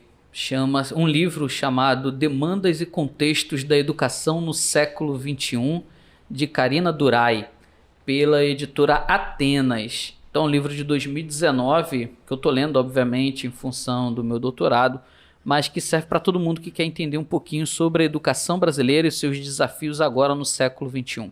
Então tem capítulo que fala sobre o desafio da educação de jovens e adultos, tem a prática digital dentro da pedagogia, projetos pedagógicos inovadores, online, offline, implementação de áreas de interesse das escolas municipais de diversos municípios do Brasil. Então, enfim, nós temos aqui algo que são ainda estruturas da nossa educação e o que devemos fazer para melhorá-la. Boa dica. Bom, minha dica de leitura.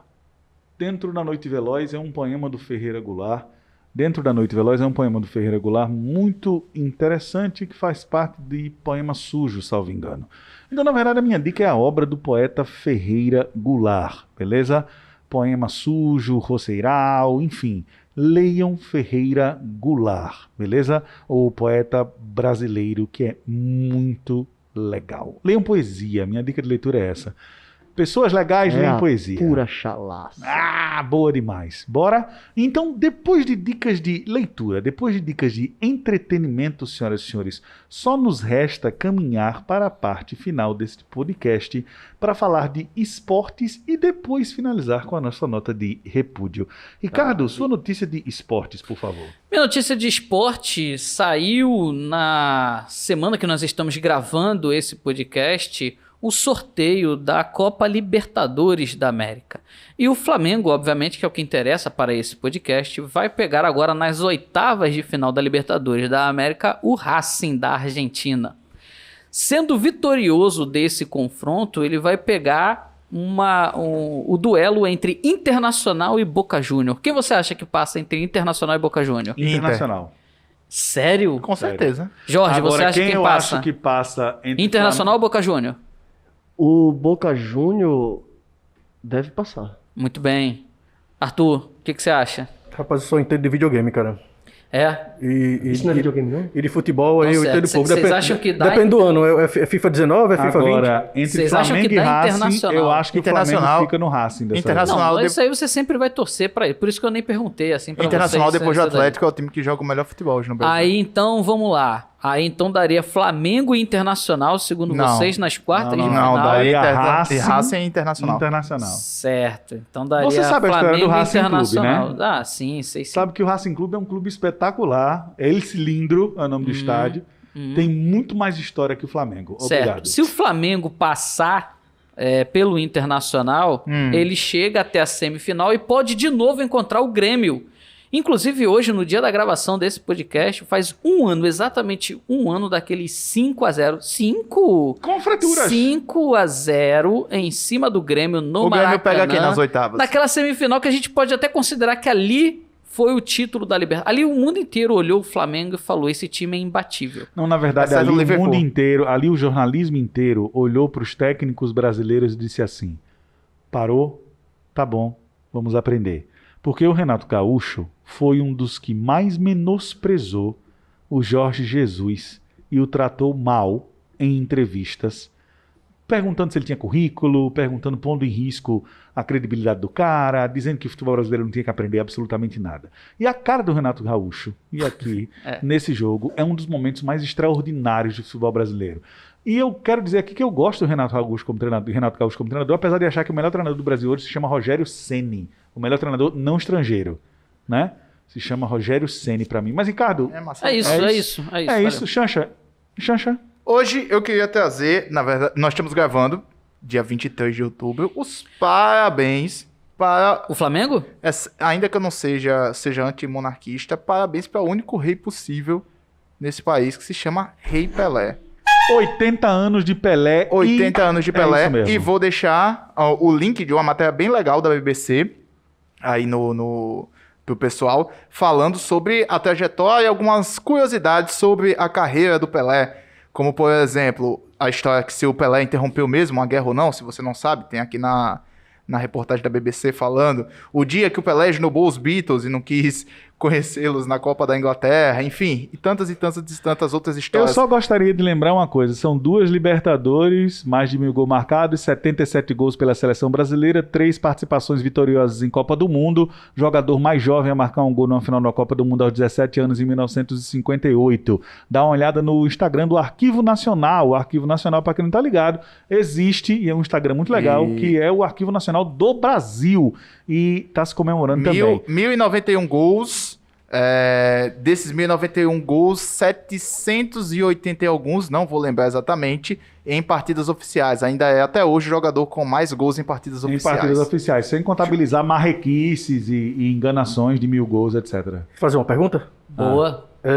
Ele seria também o primeiro jogador a ter um contrato de publicidade com chuteira, marca de chuteira, essas coisas? Não. Foi ele? Não. Aquela história da Puma, Adidas? Não. Eu não sei se foi ele, mas ele foi um dos principais Ele foi um jogadores dos da... principais jogadores a Puma sempre começar teve a ser essa tradição, patrocinado. né? Na verdade, o Pelé, ele abriu o mercado do futebol nos Estados Unidos com o Cosmo, junto com o Beckenbauer e outros atletas. A grande sacada, velho, o grande lance do Pelé é você entender o impacto que ele tem, porque, sem dúvida nenhuma, o Pelé foi, durante um tempo, a figura mais conhecida do mundo. Ele foi eleito atleta do século. Pela revista, pelo jornal francês L'Équipe. O atleta, não é um jogador de futebol, não é um do futebol, século, é o atleta do século. Então, o Pelé é uma marca, inclusive quem gerencia a marca Pelé é um inglês, que é responsável pelo gerenciamento. O cara é conhecido como o dono, entre aspas, do Pelé, porque o Pelé vive de publicidade, evidentemente, ele é precursor de técnicas de publicidade para atletas no mundo. Foi um grande jogador de futebol. Era isso que eu queria perguntar e não formulei bem a pergunta. Era isso que você queria perguntar? Você queria perguntar se o Pelé é mais um fenômeno de marketing do que qualquer outra coisa? Que ele também... ele foi um dos primeiros ali a se aproveitar disso, mas eu não estou falando disso pejorativamente, não. Não, tá. Não, ele não foi um dos primeiros a se aproveitar disso, porque marketing pessoal, o Muhammad Ali fazia, outros atletas já faziam. Na Inglaterra, o George Best explorava isso, etc. O Cruyff tinha também patrocínio. O que o Pelé inaugurou foi um ramo do marketing esportivo. Um jeito de administrar o pós-carreira que nenhum atleta conseguiu até hoje. Isso é um fato, beleza? Edson Arantes Nascimento nasceu em Três Corações, em Minas Gerais. Tem uma imagem dele. É muito interessante você entender a trajetória do Pelé, porque é fora de série. Qualquer comparação que se faça do Pelé com outro atleta, fora o Muhammad Ali, eu acho que o único atleta representativo e num parâmetro que pode se aproximar do Pelé é o boxeador americano Muhammad Ali. Só que o Pelé, ele até para terminar a carreira, ele terminou do jeito certo. Ele poderia ter continuado jogando uns 10 anos ainda a mais. E ele terminou literalmente em plena forma física. Nos anos 90, no início dos anos 90, o Pelé fez 50 anos, né?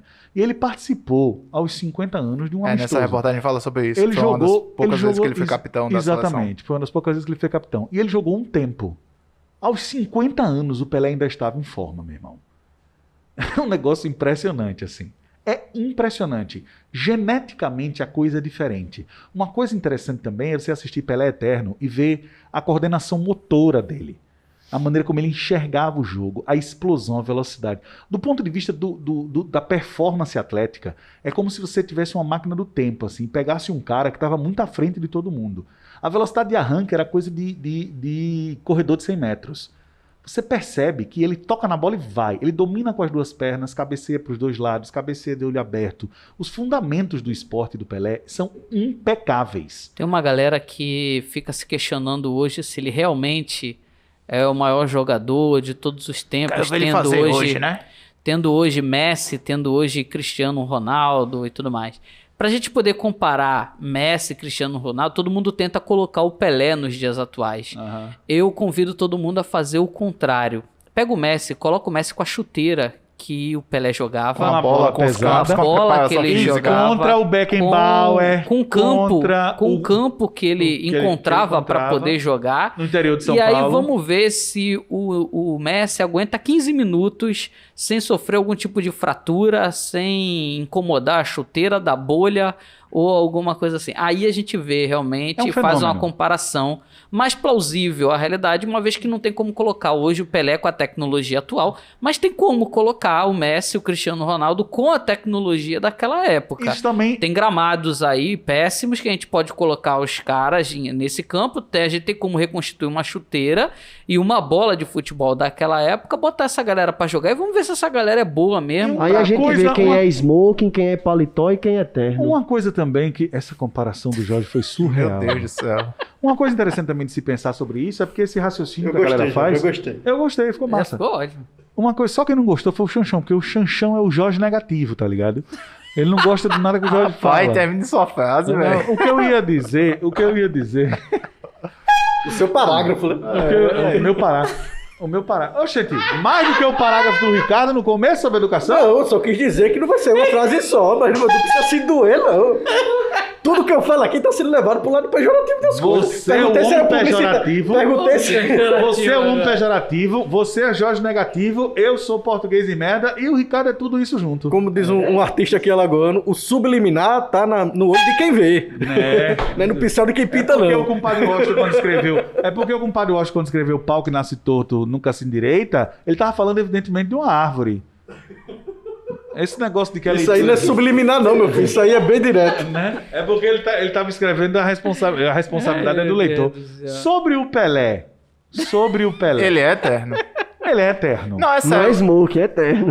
Ele é eterno, é O sério. vídeo. Não, eu não sei se encontra pra baixar. Eu tentei Não é baixar. Pelé Eterno? Sim, eu não. Pelé Eterno tem em todas as plataformas. Acho pô. que não tem não na Netflix, não, viu? Pelé Eterno tem em É todas as um filme plataformas. que vale a pena. Você aí, jovem Assistir adolescente Pelé da geração meu Messi, meu Liverpool, meu Barcelona, meu Real Madrid. Meu Chelsea, meu Meu Real. Chelsea, meu Chelsea é Borussia foda. do Nem, coração. nem os Coisa. ingleses torcem pro Chelsea. Outra coisa. Tu torce aqui, É, seu besta. deu bestão. Outra coisa.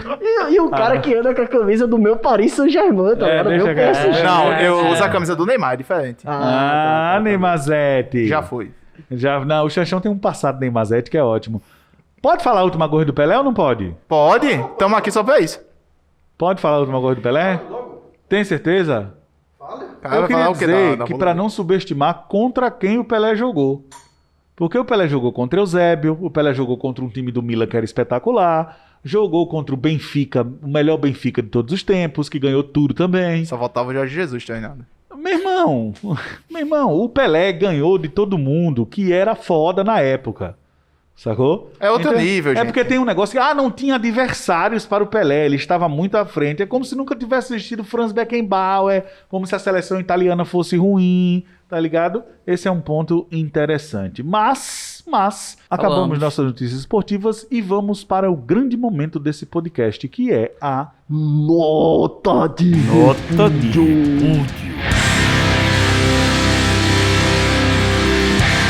E a Eita, nota de Jorge, pra repúdio vai pra quem subestima Quem não tem o nota de repúdio? Oriente, reforçando uma visão, de certa forma, colonialista e eurocêntrica, e não dá o devido valor à importância geopolítica que o Quirguistão Muito bom, Jorge. representa. Como é que o cara do Quirguistão vai entrar aqui, cara? Como é? Não vou fazer. Não, Não vai fazer. Não. Se oriente, rapaz. Ele vai chegar aqui falando, né? Babulê, babulê, babulê. Você não entendeu, aí o problema é seu aí, meu irmão. E fica aqui outra Bota no dica de tradutor leitura. aí. Leiam Orientalismo, o Oriente como invenção do Ocidente, do Eduardo Said. Rapaz, Se oriente, rapaz. Muito bem, muito bem. O Oridente, como é? O Oridente como inversão do Ocidente. O Oriente. O Oridente como leia o Oridente como... O Oriente como invenção do Ocidente. O Oridente como invenção do Oriente. Pronto, já tem nota de repúdio. Tá. Olha, inclusive, Roger Garudet, O Ocidente é um Acidente. É um livro que fez muito sucesso nos anos 80, na época da Guerra Fria. Bota fé, bota fé. Este podcast também é cultura. Me dê a sua nota de repúdio? Minha nota de repúdio vai para todos os artistas, cantores que estão com saudade dos palcos. Então essa galera tá perdendo noção, porque eles não estão em ano sabático. Essa galera tá perdendo noção porque eles não estão em repouso. Ah, tô cansado de ficar em casa. É pra ficar em casa, querido, porque nós temos uma pandemia global. Não é pra ficar em casa pra ter um ano sabático, então tá todo mundo esperando você descansar bastante pra poder voltar aos palcos. Então, você tá com saudade de voltar aos palcos, eu tô com saudade de entrar em sala de aula. E a gente não pode exercer isso ainda hoje, porque ainda hoje existe um risco de vida muito grande. Inclusive, eu tenho uma amiga que ela é muito apressada e toda vez eu digo pra ela, vacina, vai embora. Muito bacana, cara. Gostou da minha piada? Olha, Gostou da minha lindo piada? isso, cara. Minha amiga Sina, toda vez que ela tá apressada eu digo, Vacina. Vacina, pode ir. Ô, Ricardo, mas Ah. assim, o artista que tem um financeiro confortável para poder aguentar a pandemia, aí eu entendo que a pessoa, meu irmão, fica em casa, vai fazer as multidões, né? Mas e o artista que rala? Tem as Deixa eu te lives, explicar, tem as deixa eu te lives explicar, aí, né? Deixa eu te Tatu. explicar. A resposta pra isso é muito Porque simples. assim, não se a gente terminei, não. ficar só analisando a questão econômica, volta tudo, Tatu. Eu não terminei, É. não. O que é melhor, falência ou falecimento? A pessoa pode falecer de fome também. A pessoa pode falecer de fome Pode, também, mas é por isso pode. que tem as lives aí. É por isso que tem as leis, é por isso que tem as Não, leis mas de o- incentivo, mas- como a lei Aldir Blanc, a lei emergencial. Porque aí você vai entrar também nos garçons que estão dos restaurantes, que ficaram sem trabalho, muitos deles não têm carteira assinada e tudo mais. Conclua. Assim, eu sou DJ, mas eu tenho outras fontes de rendas. Então não tô tocando. Eu posso não tocar, não querer tocar, entende? Mas tem pessoas que não têm essa oportunidade. E assim, não é simplesmente julgar as pessoas, né? Não é simplesmente vou julgar a pessoa, meu irmão, você tá errado, calma. Vamos ser criativos, vamos convidar as pessoas, vamos usar da criatividade para poder trazer esse financeiro que você está precisando. Vamos convidar as pessoas a fazer de uma maneira mais segura, como é isso, como é que você está fazendo, aonde é que você está fazendo, né? Fazer esse convite para as pessoas, mas assim, simplesmente julgar, eu acho que é um pouco delicado. Mas não se trata de Tatu, julgar. quem tá passando fome, quem tá passando necessidade, não vai fazer nenhuma postagem dizendo que tá com saudade dos palcos. Não, eu entendi. Vai falar que vai precisar trabalhar para poder se alimentar. É muito diferente de estar com saudade dos palcos. Eu entendi o ponto onde você quis chegar, entendeu? Mas eu como artista, eu acredito que também é muito delicado, porque talvez essa fala possa acabar englobando os outros, que não são esse, especificamente. É isso que eu tô querendo falar. Entendi. É bom lembrar também dos mecanismos de auxílio emergencial que foram disponibilizados para os artistas, inclusive aqui a batalha da lei Aldir Blanc. É bom, vamos dar a César o que é de César nesse sentido, porque teve a lei Aldir Blanc, há um cadastro de artistas por parte do governo do estado de Alagoas. Esse cadastro foi disponibilizado, houve tempo de debate, houve tempo com o fórum dos artistas. Então, assim, não se pode afirmar categoricamente que os artistas estão desamparados completamente. Isso não aconteceu porque foi aprovada uma lei emergencial, foi destinado dinheiro, não é pouco dinheiro, a verdade é essa. Não estou com isso minimizando nem dizendo que não tem artistas passando fome. Agora, daí a se adotar um discurso de retorno economicamente é muito perigoso. Porque no fim das contas, as pessoas, os artistas, eles são trabalhadores como qualquer outros. E aí o que acontece? Acontece que não se trata de julgar o artista, se trata de perceber que o artista ele influencia a uma pressão econômica que acaba levando as pessoas Perfeito. a cometer um crime contra a saúde pública. Então, quando o artista vai para a rede social e diz que está com saudade dos palcos, meu irmão, coisa que tenho certeza que você como DJ não fez, quando o sujeito faz isso, ele está cometendo um crime contra a saúde pública, velho. E outra, vale procurar os mecanismos de auxílio para artistas, como a lei emergencial. Eu estou falando isso como alguém que está construindo um teatro. O Teatro Homerinho está parado e a obra está parada. E a gente sofreu horrores com isso. E nós estamos buscando apoio para a ampliação do Homerinho, para a manutenção dos ensaios que já aconteciam no Homerinho há 2 anos e uma série de outras coisas. Para que o Joana Gajuru, que é um grupo de teatro que fazia reuniões no Homerinho, possa continuar fazendo. Então você tem toda uma situação. Agora, a questão é a seguinte: o incentivo à arte é parte de um processo. Quando você começa a colocar a pressão econômica, não existe, essa dualidade é falsa. A fome, ou morrer de fome ou morrer de pandemia. Não é assim, é binário esse pensamento. ou morrer de fome ou morrer de pandemia, esse pensamento é binário. Ele não vai nos levar a muito lugar, porque vai abrir e vai fechar de novo, vai abrir e vai fechar de novo. Mas não foi eu que convidei esse binarismo para a mesa, não. Esse binarismo, ele tá na sociedade. Esse pensamento binário, ele tá na sociedade, sacou? A sociedade está pensando de maneira binária. E aí isso vai nos levar a uma situação terrível, que é o ficar abrindo e fechando o tempo inteiro as coisas, velho. De um tempo pra cá, E morrendo gente. E morrendo gente. a gente tem, indiscutivelmente, um problema de saúde que é o maior do século. Isso não tem como ter dúvida. Licença, porque só uma observação. O grande artista, ele tem condição de fazer live e conseguir o recurso para ele. Mas o pequeno não tem público para fazer live não, cara. Eu vou concordar com você. Nessa saída, entendeu? Entendi. Agora a saída que o Tainan tá colocando, pronto, essa é uma informação que eu acho que agrega nessa discussão. Tá Eu vou ligado? concordar com você em tudo que você falou, velho. Porque de um tempo pra cá, isso eu tava vendo um debate do professor Alisson Mascaro falando. De um tempo pra cá, o discurso, digamos, de esquerda, progressista, chame como quiser, ele passou a ser um discurso, de certa forma, mentiroso. E a gente está dentro do contexto do realismo capitalista. Não sei até se eu já devo ter falado isso aqui no podcast algumas vezes. Já. A gente está dentro desse contexto. O presidente falou que se você não voltar a trabalhar, você vai morrer de fome. E pronto. Essa é a verdade. Porque não vai ter auxílio do governo. O auxílio do governo que a gente conseguiu foi a duras penas, com a oposição pressionando para que fosse de R$600 estendido até o final da pandemia. E sabe o que é mais As louco? leis de acesso a fomento a artistas, a cultura, os editais que, notadamente estão aí aparecendo para tentar dar um apoio à população, muitas vezes eles são inacessíveis, eles são difíceis, muita gente vulnerável não tem acesso, e o fato é,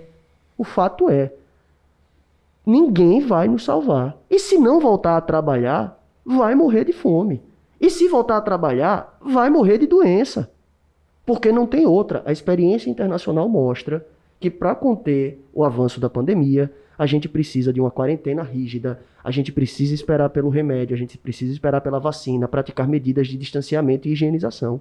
E práticas econômicas, É como pra o ter- auxílio Precisamente, governamental. É para ter essas práticas. Então- É para ter mas o que a gente tem, e a gente discutiu isso em todos os episódios, a gente tem um projeto de desmonte neoliberal que está disposto a sacrificar vidas e sacrificou... Então essa não é uma visão equivocada da galera esquerda. progressista. Não, Não é mas equivocado não da se sustenta na realidade. Se sustenta na Mas, realidade. mas Onde é que Jorge, aconteceu peraí. o Se isolamento? sustenta na realidade. Onde é que Tá aconteceu o acontecendo- isolamento? Não é porque o Peraí, governo peraí. não pratica Exato. que não se sustenta na realidade. Eu sei que A o go- realidade, então, pra você é o governo? Não, a realidade é o que Você está que tá- acontecendo. não, você A que tá realidade Mas o que se está Você- acontecendo é que há auxílio Você que emergencial está se duras subvertendo a ordem, Jorge. Você que está caindo no discurso do governo. Porque o governo está dizendo no imediato o que acontece é isso. Essa é a realidade. Então é isso que tá Quer que você pense assim mesmo. Isso.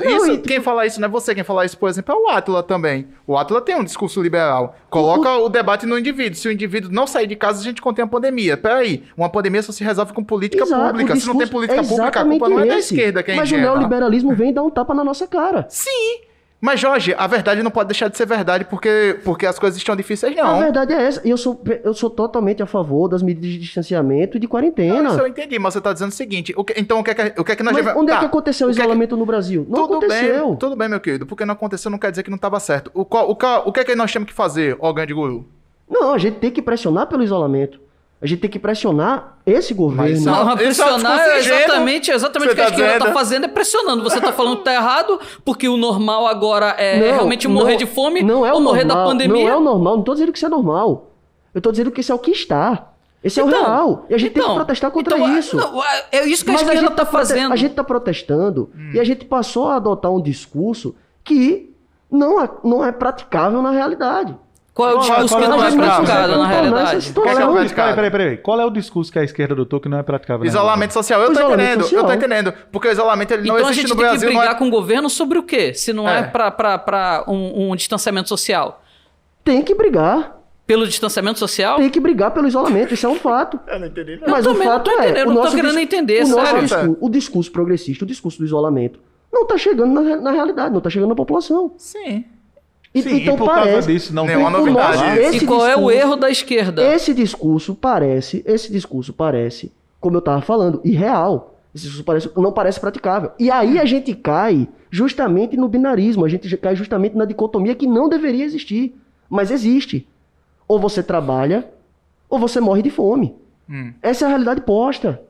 Não, essa não é a realidade posta. Essa é uma mentira posta, que se transforma em realidade se você ficar reproduzindo. Tá. E o que acontece? Qual é a situação que a gente tá? Jorge, A situação que a gente está em relação aos artistas, que era o ponto central do foco, é o seguinte: há políticas públicas que ampararam os artistas em diversos momentos e elas estão acontecendo, foram democráticas, houve um fórum e é preciso dar a César o que é de César.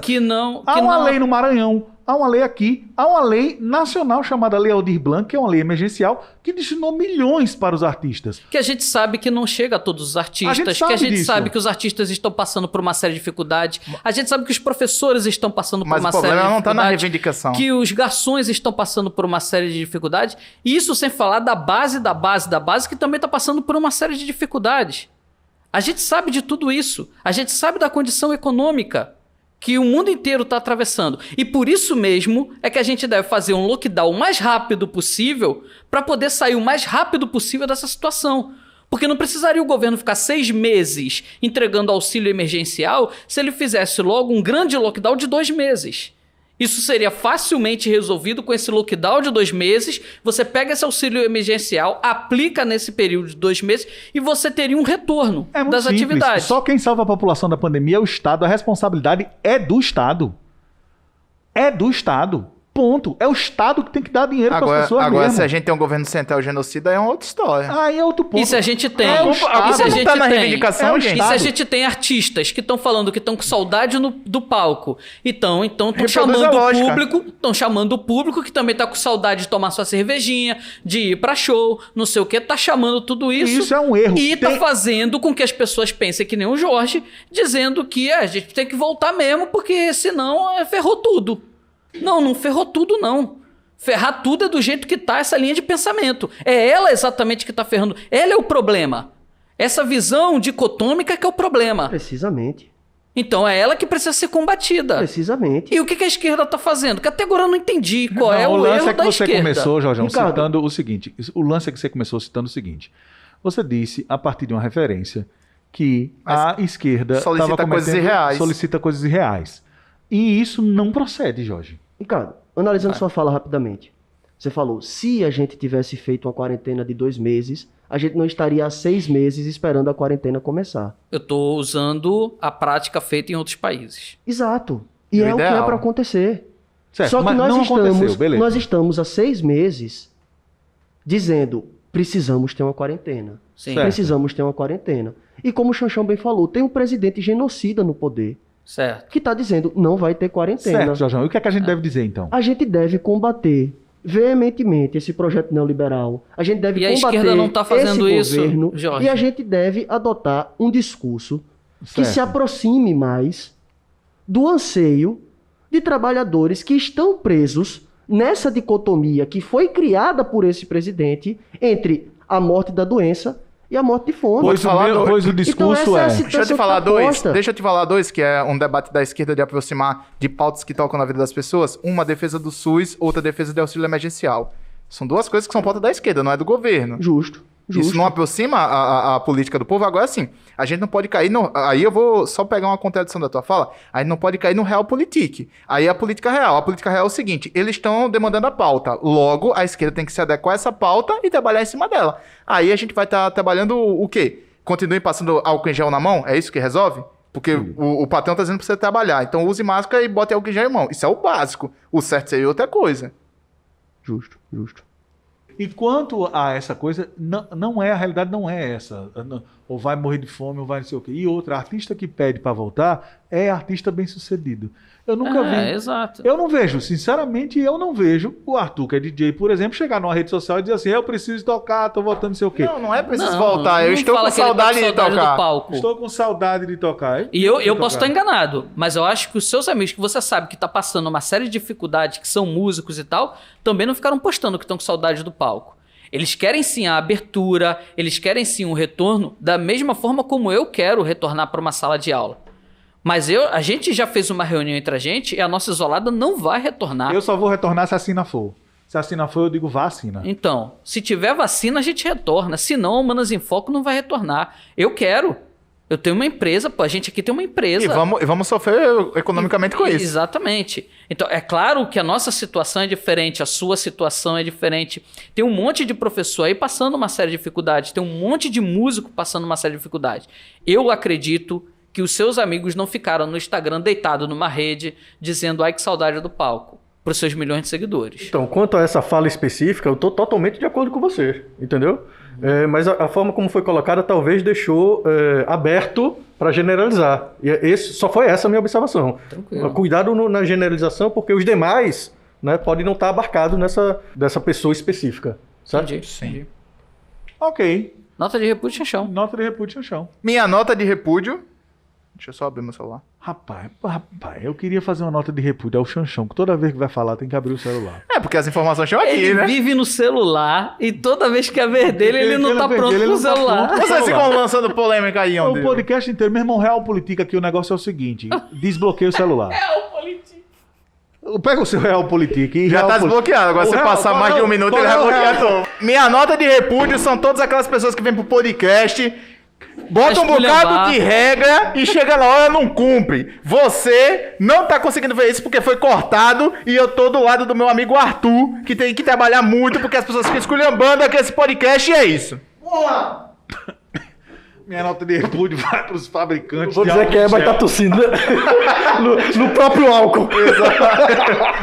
Quem vai mexer no podcast tosse. Vai, tá nota de repúdio. Eu era inquilino. Minha nota de repúdio vai para quem não gosta de reggae.